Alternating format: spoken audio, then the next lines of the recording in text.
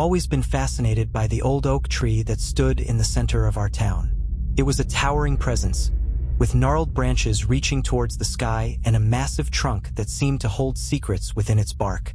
As a child, I would often play near the tree, imagining it to be a castle or a magical portal to another world. But as I grew older, I began to sense something sinister about the old oak. It seemed to watch me with a malevolent gaze, and its rustling leaves sounded like whispers of warning. One day, while walking home from school, I noticed a group of people gathered around the tree. They were dressed in dark robes and chanting in a language I couldn't understand. Curiosity got the better of me, and I moved closer to get a better look. Suddenly, the chanting stopped and the group turned to face me. I froze, feeling a surge of fear run through my body. The leader of the group, a tall man with a long white beard, stepped forward and placed a hand on the trunk of the tree. "We have been waiting for you," he said in a voice that sent shivers down my spine. I tried to back away, but my feet felt rooted to the ground. The man continued, "The old oak has chosen you to bear witness to its ominous oath." I could feel my heart pounding in my chest as the group began to recite a chilling chant.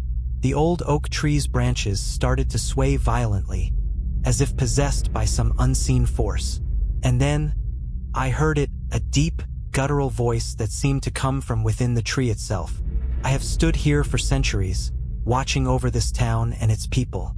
But my time is coming to an end, and I need someone to take my place. Someone who is brave and strong." All eyes turned to me, and I felt a surge of terror wash over me. The old oak's voice continued, "If you accept this oath, you will be bound to me forever. You will be the guardian of this town, protecting it from the darkness that lurks within." I was torn. On one hand, I wanted to run away and never look back. But on the other hand, I couldn't deny the strange pull I felt towards the tree. Without thinking, I nodded my head, accepting the ominous oath of the old oak tree. As soon as I did, a blinding light enveloped me, and I felt myself being lifted off the ground. When the light faded, I found myself standing on top of the tree, looking down at the group below. From that day on, I became the guardian of the old oak tree. I could feel its power coursing through my veins, giving me the strength to protect the town from the darkness that threatened it. And as I stood watch over the town every night, I couldn't help but wonder, what other secrets did the old oak tree hold within its ancient trunk?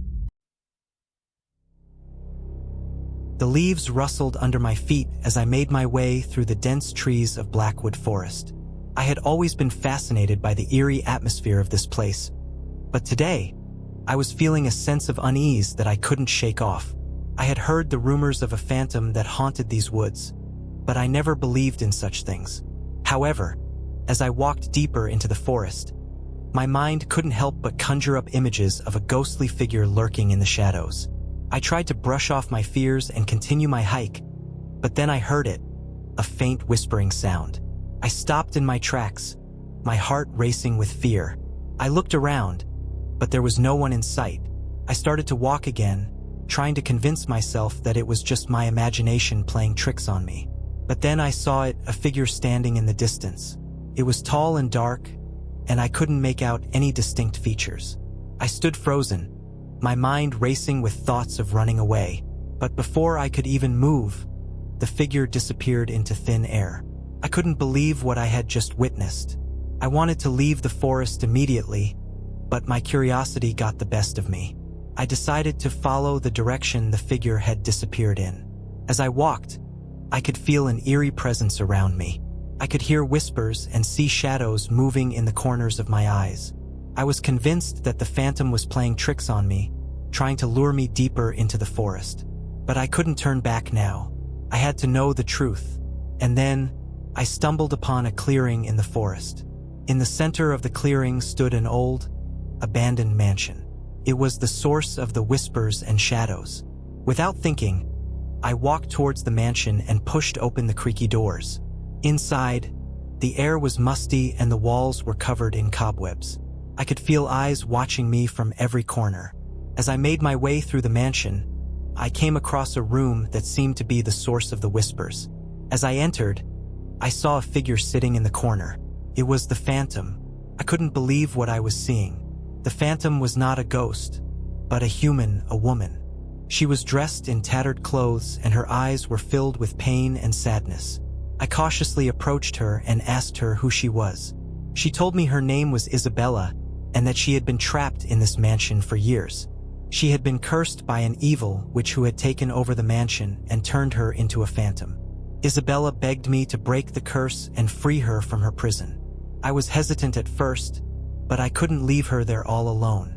I searched the mansion and finally found the cursed object, a necklace hidden in a secret room. As soon as I destroyed the necklace, Isabella's appearance changed. She was no longer a phantom, but a beautiful woman. She thanked me and disappeared, leaving me alone in the mansion. I quickly made my way out of the mansion and ran back to my car. As I drove away from Blackwood Forest, I couldn't help but think about Isabella and the curse that had trapped her for so long. But I was also glad that I had been able to help her and put an end to the phantom that had haunted the forest for years. From that day on, I never doubted the existence of the supernatural, and I vowed to never return to Blackwood Forest again. As I walked through the deserted streets on the outskirts of town, I couldn't shake off the feeling of unease that had been creeping up on me since I first heard about the abandoned carnival. My curiosity got the best of me and I decided to explore the place, despite the warning signs and rumors of a curse surrounding it. The carnival had been closed down for years, ever since a tragic accident occurred during one of its shows. It was said that a young girl had fallen to her death from the Ferris wheel and her spirit still haunted the place, seeking revenge on those who dared to enter. As I approached the rusty gates, I couldn't help but feel a chill run down my spine. The once vibrant and colorful carnival was now a decaying and eerie sight. The sound of creaking rides and the howling wind added to the ominous atmosphere. I cautiously made my way through the dilapidated booths and rides, trying to ignore the feeling of being watched. It wasn't long before I stumbled upon a small tent that seemed to be in better condition than the rest. Curiosity got the best of me and I couldn't resist the urge to take a peek inside. As I pushed aside the tattered curtains, I was greeted with a musty smell and a dimly lit room. To my surprise, I found a fortune-telling machine in the corner, still operational. Without thinking, I inserted a coin and eagerly awaited my fortune. The machine whirred to life and a slip of paper emerged from its slot. I unfolded the paper and read the chilling words, "Beware, for you have trespassed on cursed ground. Leave now before it's too late." Suddenly, the room grew colder and the lights flickered. I turned to leave, but the curtains had mysteriously closed behind me. Panic started to set in as I frantically tried to open them, but they wouldn't budge. It was then that I heard a faint giggle and the sound of footsteps approaching. I turned around to see a young girl standing in front of me, her eyes dark and hollow. She whispered my name and I could feel the hairs on my neck stand up. Without warning, she lunged at me, her cold hands grasping at my throat. I struggled to break free, but her grip only tightened. Just as I was about to lose consciousness, the curtains suddenly opened and the girl disappeared. I stumbled out of the tent, gasping for air, and ran as fast as I could out of the carnival. I never looked back, but I could feel a presence following me. It wasn't until I was safely back in my car that I realized the curse of the abandoned carnival was real, and I had narrowly escaped its grasp. From that day on, I never returned to that cursed place. But the memory of the vengeful spirit and the warning from the fortune-telling machine stayed with me, a constant reminder to never underestimate the power of curses and never to meddle with the supernatural.